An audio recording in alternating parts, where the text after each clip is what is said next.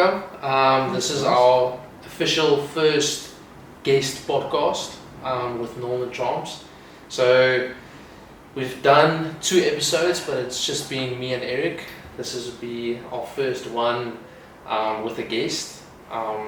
Super excited. We had a little suffering session before this morning. All 3 of us, we're still working class. We work during the day. So we had a nice jog, about 20 minutes in the morning, and then afterwards went to our day job, did our thing there, crushed it. Then afterwards actually signed my marriage papers with Norman and his firm. So, and now we're here at my home. This is my living room, my lounge, and super excited.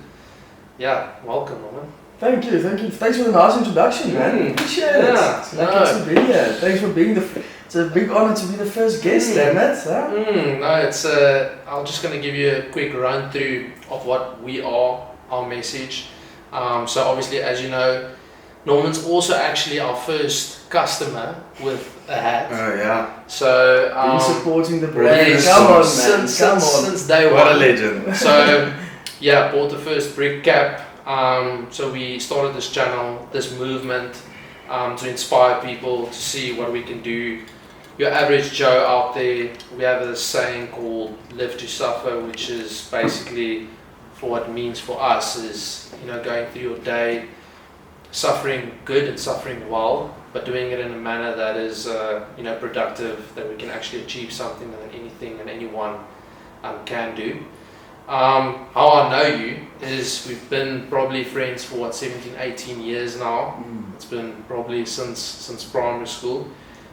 You've met Eric through me, and we've been playing sports together since lighties. From basically when we were 7, 6 years old, and now we both found ourselves here in Cape Town. But give a brief introduction for the audience. Where you from and all of that. Yeah, like I said, it's a great honor to be here today. And just quickly on how we know each other. I think I see you remember as well. You've reminded me in high school a lot about it. When I was 6 years old, we played billicky rugby for the first time. I don't know if you can remember. And then it was my first day there. I didn't know how to play rugby. I had no idea. You were this cool guy, just knowing how to do everything. Your dad was coaching as well. Then I got the ball run. And then we played tag rugby. I don't know if you guys can remember. And they pull the tags off, and then you have to pass the ball, or you get to something like that. I can't completely remember, but I can still remember I got tagged, and then I threw the ball over my head, just ran in the other direction, and your dad was like, "No, this is not how this game works." And then you were like, "No." Then for the rest of our primary school and high school years, you reminded me of that, and I thought about that today actually. But I've been friends for a long time now. Known your fiance actually before you. I think we were 3 then. I started knowing Annika. Great journey with her as well. Brief introduction. Like you said, I'm just an average guy actually. Primary school, played sports, enjoyed rugby, cricket, hockey. We played everything. And then went to high school, just played rugby just for fun. Played bang average rugby, and then after school went to varsity, studied law. Also they played residence rugby, was the most fun I've had. I think it's so nice to play rugby, have a few beers afterwards, and you play rugby with the guys you see every day, you go through your residence every day, so it was real nice that for me. And then like you said, a bit of an athletic journey as well. I fell in love with, the big thing for me, I think, when my athletic journey began, if I can say it like that, is when I started CrossFit actually, in 2022, 2021. I think that's when I saw a normal guy can see his strides in his athletic journey and his fitness when he does things like that. So that's a bit about me, my background. Like I said, bang average guy, he loves fitness and loves a nice beer as well afterwards. Alright, so getting into the live to suffer motto of what Brick actually is, I just want to ask you, Norman, how do you resonate with live to suffer? What does that phrase mean to you? If you just hear it out there, what comes to mind? I think that, especially with live to suffer, when you guys started it and Renaku and you guys explained it to me, it resonated a bit with myself, especially when I was young. Like, people don't see me because I'm not standing. I'm a very small guy. I'm very short. But when I heard the phrase "live to suffer," especially when I applied it to my life, it's like I always had to prove myself because of my size, and people underestimate you when they see you the first time and everything. So when in your everyday life, live to suffer is more like I have to prove myself. But it makes you work so hard. It makes you appreciate the goals you set yourself. And then when it comes to fitness and things, it's more like if you don't suffer, if you don't go through those hard times, you never have the good times. Exactly. So if you don't do the preparation, if you don't work hard, you're not gonna get a PB like you want to. You're not gonna lift this weight. You're not gonna run this far. So I think the phrase is, as I've gotten older, it's resonated more with me, and it's become more personal. To see I have to go through hard things to make hard things out there easier for yourself, if you know what I mean. Yeah. So yeah, that's more how the phrase fits into my life. Like, to suffer, it's not never gonna end. We're basically gonna choose that suffering every day. It's not gonna be one day that you just wake up and everything is okay. You know what I mean? You're gonna get old and you need to choose that suffering every day. So I like it. And your journey for this Versus Socks marathon, how do you tell us about that and how this came about? Actually, it's so weird.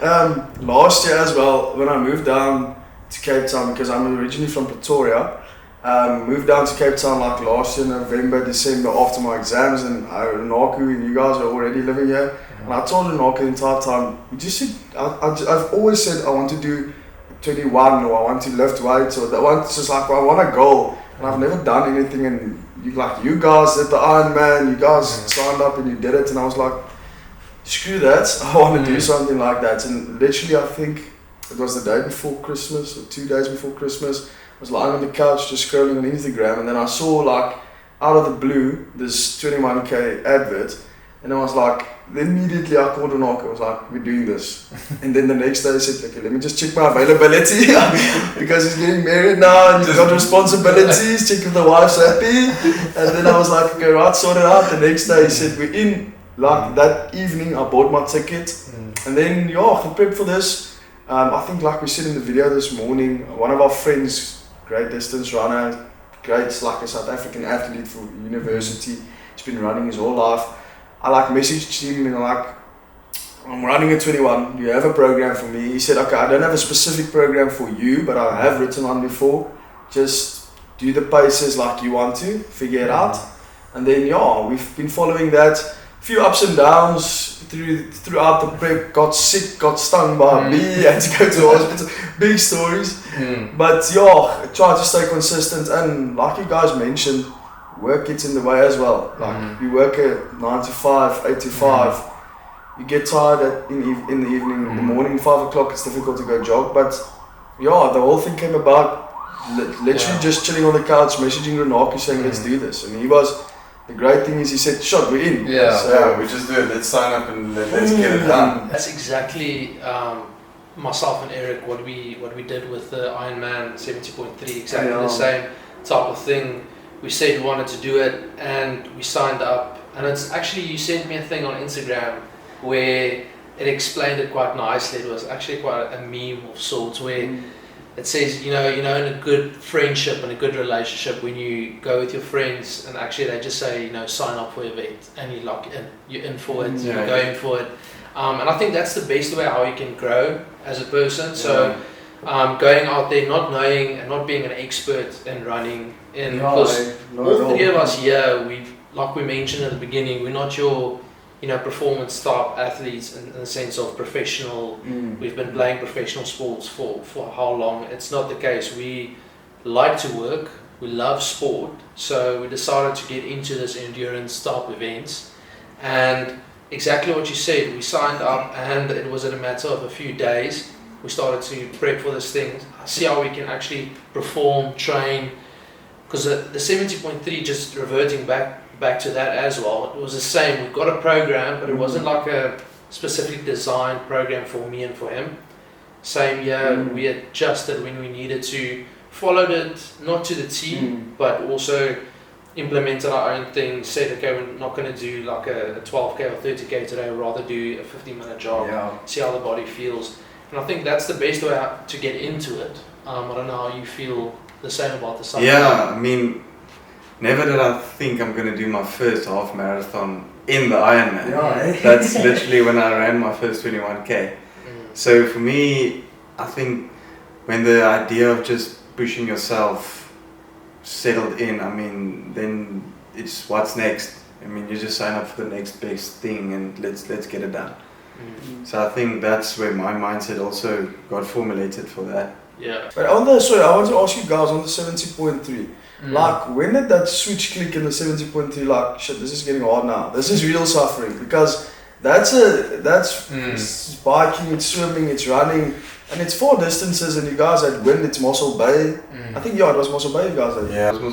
I think for me, it was physically it was tough, but mentally it was actually more challenging in a sense that on the bike there was times where you just got stuck and you just went through like motion. I just sat there and you're just facing yourself and you're just pedaling, but it feels like you stand still. You can also elaborate a bit about that, but for me it was like that, getting that 3 hours. I think I did the bike in like 3 hours 45 minutes, which was quite long. We had a strong headwind, but just sitting there in the wind and just pedaling, and then you're starting to get mind games. You're like, okay, am I running out of time? Where's how's things? How far ahead is my teammates?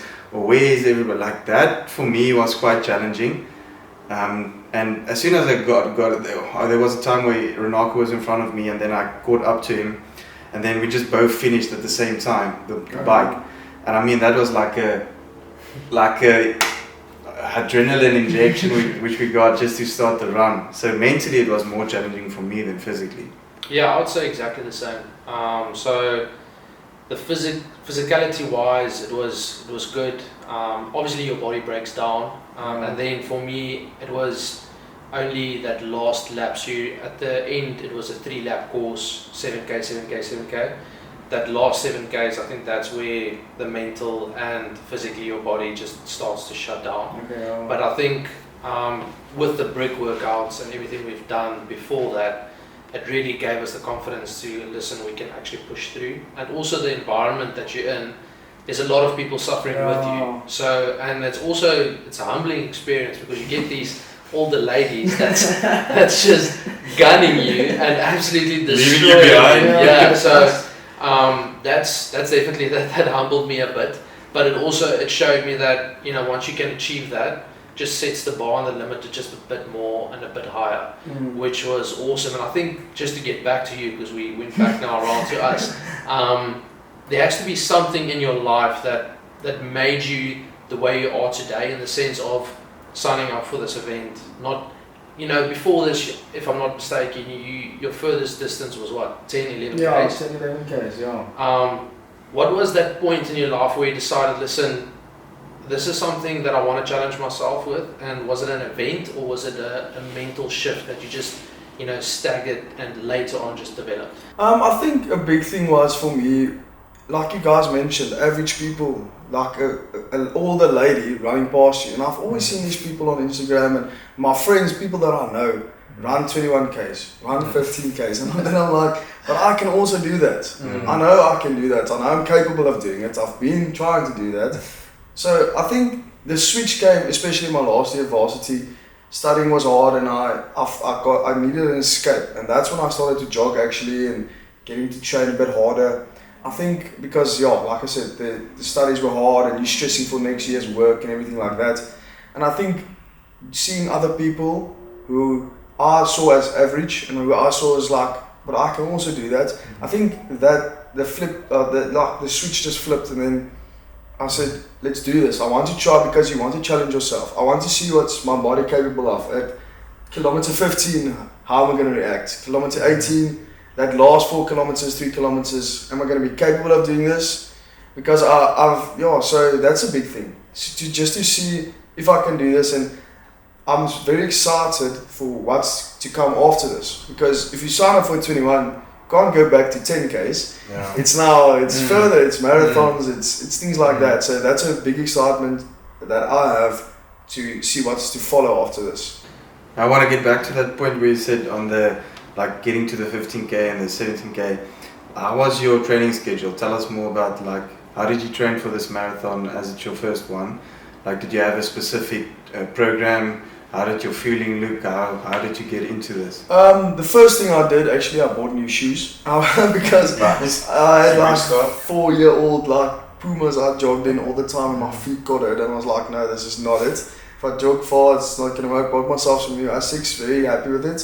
And then like at the beginning, yes, I just started doing 5Ks, and then saw my time got better. Like I said, just message my friends like, okay, I need a plan, because you can jog 5K and then an 8K. It's not gonna be strength, it's not gonna be speed, it's not gonna be hills. So the program he sent us, which was very nice, it had hills incorporated in, speed sessions, lactic work, things like that, fartleks. So it was nice because then you saw how it all comes together, because then it has like a 2-week stage where you just do the workouts and then on the Saturday you do like a tempo run. Then you can already see the improvement. So it was scary. The one day I did a 15 and I was like, alright, this is real. This is like, it's getting real now. But yeah, it was just like following the program, trying to fit it in daily. Like I said, it's a bit difficult to fit it in with your day job, especially I started working this year. Finished study last year, so it was a big thing getting to get used to Cape Town, everything like that. So, but yeah, like you guys said, you have to suffer. You have to go through these things. You have to choose it. You have to go through it. Otherwise, you don't grow. I mean, it's easy just to lie on the couch in the afternoon after work. It's easy to wake up at 7 to go to work afterwards. It's not nice to wake up at 5, go and jog, go to the gym. So mentally, it helps you. And the big thing I saw in this prep as well, it helped me with my job as well. Like if you jog in the morning, your mind's so clear after that. So then you can start your work. You got a solid 3 hours before you have lunch or tea or coffee, whatever. So that helped me a lot. And afterwards, after work, when we jogged as well, we went to the gym. You see, when you gym, then mind's also clear. You're tired for the evening. You have a good night's rest. You recover nice. And whilst you're jogging, you think, like, I got through all this bad stuff today at work.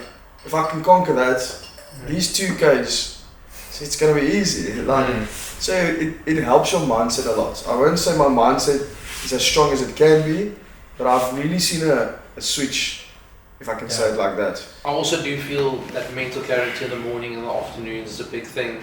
I do my most productive work in the mornings. We're a massive fan of Nick Bear, and we follow him, follow his podcast, follow him on socials, and he's a role model and an inspiration for us.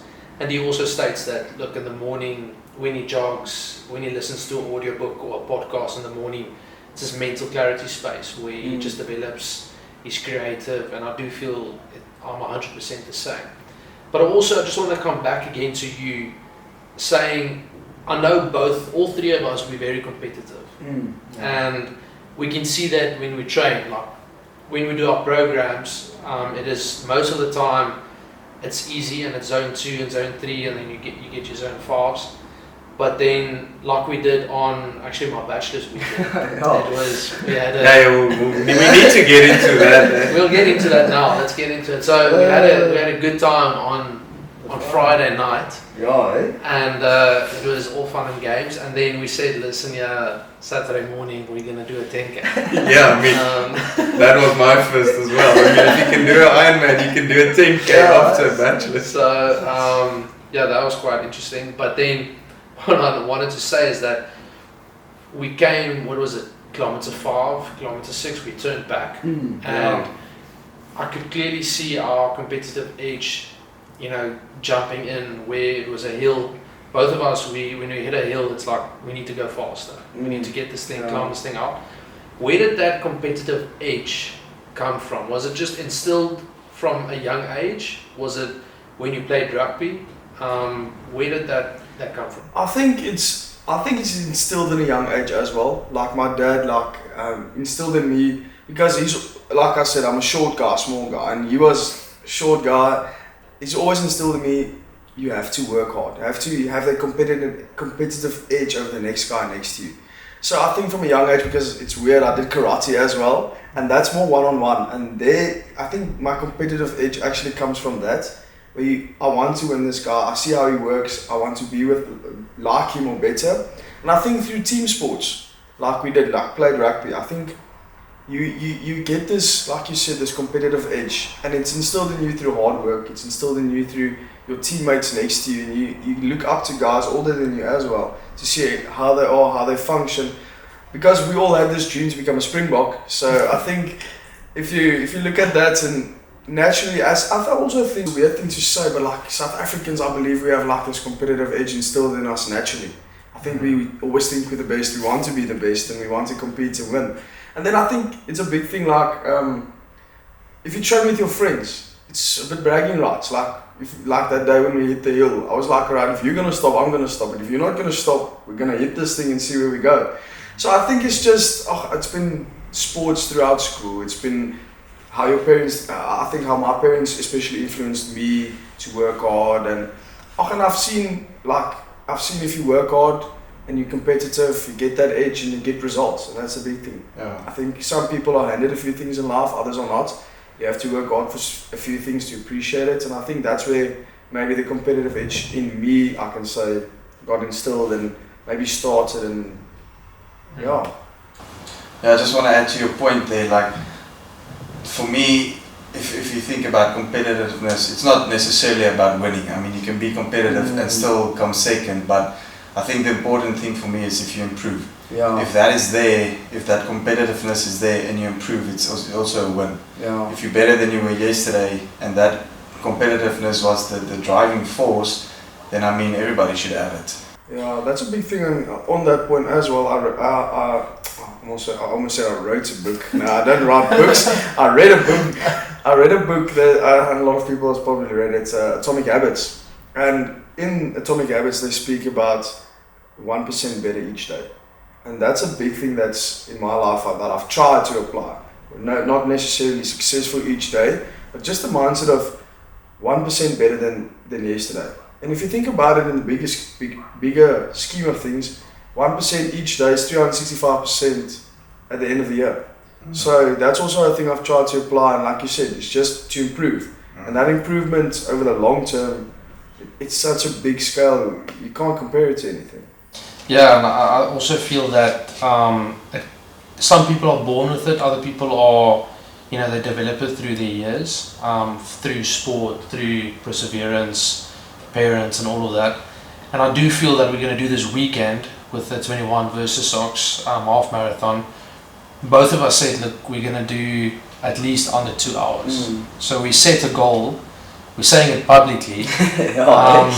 What do you think our and your strategy is going to be for this weekend? Because I know both of us, like you mentioned, very competitive, but you also need to, go through the paces, earn the rights to be, cocky and go from that 17, 18k and say, listen, we can go for it. How does firstly, it's a two-part, your mindset going into the race and your strategy? My mindset, I think we should, my mindset's been pacing is so important, and I've come to know it through this prep now, because you can't, if you want to start out through the gates of 4 or 30 kilometers, you're going to be dead by kilometer 5, and then you've got another 16 to go. So the big thing, my mindset's been just chill it out, and like you've said it also this week, there's going to be a lot of people, it's going to be the adrenaline's going to go, and you want to go fast. It's a natural thing. When that thing goes off, we're going to start off watches, and when we look again, it's going to be a 5. We have to be honest with each other. But and the other thing as well, last week Saturday, me and you did a 10k, and then we said, we're just going to chill, gonna have I was dead at the end of it. I was so dead. But then I was like, okay, we need to pace our run on Saturday. But I think my mindset going into it, take it easy. And the big thing I want to do Saturday is just to take everything in, experience it, because it's going to be my first 21k. It's going to be my first race wearing a number. I mean, never in my life thought I'm going to do that. So I think that's a big thing, just to take everything in. And then goals to it. I think we should, if you can keep a cool pace for the first 5, build it up a bit, take a gel at 10, see how we feel, a go at 10. And then, the last 3, it's like you guys said earlier about the 70.3, then it's mindset. Then it's, your body's fine. 3K is in the bigger scheme of things is very small if you compare it. So then it's, if I want to do this, can I do this? How much do I want it? And I think, like I said, it's the first one, and you should put pressure on yourself because you paid the money to be there. So, but the other thing is you just be there, take it in, experience it, and learn from it. That's the big thing for me this weekend, is to learn from it. And I think it's a nice race because it's a social thing as well. It's not like there's a big social aspect to everything this weekend I've seen on Instagram. So I think it's a nice first one, and then maybe we can set the bar from there. Yeah, so what's next after that? I told Renato actually I want to sign up for a trail run. 20k trail run. Nice. At Kutsenberg, because me and him went to the study shakeout this one afternoon. We won't talk about how the guy he almost broke his ankle, but it's fine. But we went to the study shakeout, and I just thought it's a nice challenge again. It's something new because coming from Pretoria, you don't have those things. Yeah. Do you have any experiences with trail running, or was it also a first? Not at all. It was the first one. Like there in Pretoria, there's like this trail you can walk with your dog, but it's chilled. It's like it's walking here in the road. So, but that was the first one, and I told Renato, we're gonna stick here. I want to do this. So there's one on the 8th of March. I'm not going to say I'm going to sign up now because then it's on social media and people are going to hold me to it. Call it, you need to do it. So I don't know. I saw there's one on the 8th of March. So maybe, big maybe, but that. And then, I just bought a bike actually last weekend. You guys are big bike riders. So I'm looking forward to hitting the trails with you guys. You guys leaving me in the dust. So we'll see how it goes. Now we should go out for a ride. It'll be fun. Yeah, I think it's a nice, I would say, member to the team now because you're here at Cape Town. We're just looking to expand, grow our members so we can do our cycling, our running, jogging, doing everything together, which is all fun. But I mean, thank you from my side. Thank you for coming. Yeah, I really appreciate it. Yeah, I really appreciate it. Yeah, I think this weekend's going to be awesome. Unfortunately, it's in Pretoria. Good luck to you guys. Got you on the next one. Otherwise, you really had competition. Yes, exactly. So no, it's going to be fun. Me and you probably going to come and crash at my place from Friday night. And it's going to be fun. We're going to enjoy it. We're going to suffer. We're going to live to suffer. We're going to document the journey. We're going to see how we suffer. But that wraps up our first ever guest podcast of Brick's history. Nice. Norman, guys, thanks. Yeah, thanks, guys. Before we leave, I just want to say it's been nice to be here, like you guys said, and I just want to say it's great the thing you guys have going. It's amazing, like you guys just had this idea. It's like this whole thing from starting, how we're going to run 21, we're going to do it. And same thing you guys with your company. It's great, can't wait to see how we grow. I'm very honoured to be the first guy. I don't think I'm going to be back again, but you guys are going to get famous guys on here, but it's so nice to be here, and I can't wait to see what you guys do with this, man. Thanks, man. Appreciate it. Here we go, take care. Let's go crush it 21.